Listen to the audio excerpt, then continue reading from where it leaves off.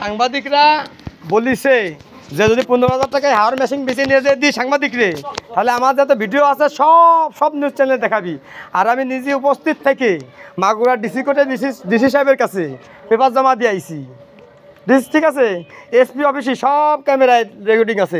থানায় যে থানার ওসির কাছে জমা দিয়ে আইছে, এই যে আমার কাগজ লিখিত কাগজ জমা দিয়ে আইছি। আমার ব্রিফিং, আমার কি বলার আছে দেশে নিয়ে, মাগুরার কোন অফিসার কত টাকা ঘুষ খাইছে, বাংলাদেশের কোন আর্মি অফিসার এর সাথে জড়িত, বর্তমান কোনো আর্মি অফিসার পুলিশ অফিসার নেই, দেশ চলে গেছে সৈনিকদের হাতে। বাচ্চা স্বীকৃতির কাপড় কেনবা টাকা সন্ধ্যের আগে তোমার বিকাশে চলে আসবে না। কত টাকা, কয় টাকা পাঠাবো, কয় টাকা পাঠাবো? হ্যাঁ আচ্ছা, মানিব্যাগে তো টাকা দিচ্ছি।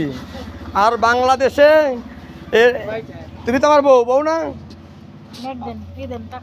শোনো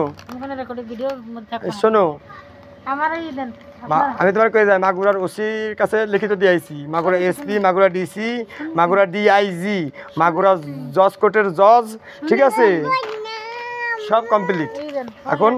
হ্যাঁ কি ওয়ালেট, মানিব্যাগ সব নিয়ে নিবা? তাহলে তাহলে তো করতেই হবে মাগুরার ডিসিএসপি রে যে আমার তো বউ সব টাকা নিয়ে এনেছে মানিব্যাগেতে, আপনারা বিকাশ করে আমার টাকা পাঠান 017745222797। আমার সামনে ফালতাবাজি করবেন না, প্ল্যানগুলো পছন্দ করি না, ভিডিও করবেন আপনারা বোরেন না, আমি বল পছন্দ করি না। তোমার দুইজনই তো থাকবে না, আমার দুই বউ থাকবেন না ভিডিও। কেমন লাগবে জুতো লাগবে যে সময় প্রেসিডেন্সিয়াল হাউসে যাবা না ঢাকায় গণভবনে, তুমি যাইয়ে কমানে কি হইছে ওই বাড়ি আমার, আমি বসবো। আল্লাহ তোমারে তো, আমি তোমার বউ আমারে দিইনি।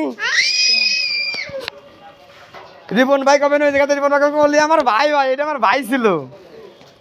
শান্তিবাগের সবাই কবে নাকি এটা আমাকে লোক, কেউ অস্বীকার খাবেন না।